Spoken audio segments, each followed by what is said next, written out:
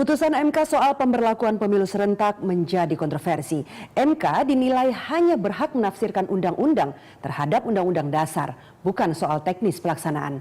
Pemberlakuannya yang baru 5 tahun lagi membuat penafsiran baru. Pemilu 2014 dianggap inkonstitusional.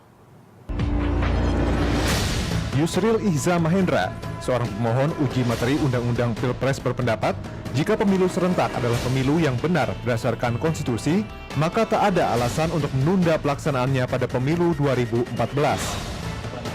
Jika alasan persiapan yang terlalu mepet sehingga penyelenggaraan pemilu terganggu, ada usulan agar memundurkan jadwal pemilihan anggota legislatif agar disatukan dengan Pilpres. Artinya, jika pemilu serentak tak dilakukan saat ini, maka hasil pemilu 2014 tidak sah secara konstitusi. Mahkamah Konstitusi bukan KPU. Ya, dalam pertimbangannya, dalam putusan Effendi Ghazali kan dia mempertimbangkan KPU.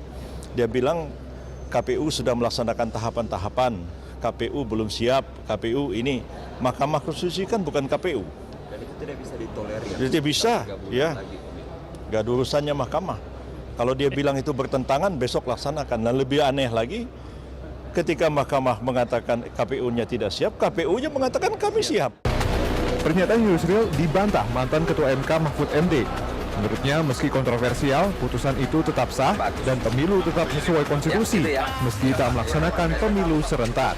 Yang dikatakan konstitusional itu secara konstitusional adalah apa yang diperintahkan oleh MK. Itu dianggap sebagai tafsir resmi konstitusi. Oleh sebab itu kalau MK mengatakan ini tidak konstitusional sampai tahun 2019, ya itu konstitusinya. Nah, dan itu sudah terjadi di dalam uji undang-undang KPK. KPK dinyatakan tidak konstitusional sampai 2 tahun. Kan gitu. Kan bisa juga. Dan itu sudah tidak pernah diperdebatkan lagi. Di luar perdebatan apakah pemilu 2014 sesuai dengan konstitusi atau tidak, pembacaan putusan yang baru dilakukan pada akhir Januari juga menimbulkan pertanyaan bagi mantan Ketua MK Mahfud MD. Menurutnya pada Maret tahun lalu putusan MK soal pemilu serentak sudah ada, tinggal dibacakan.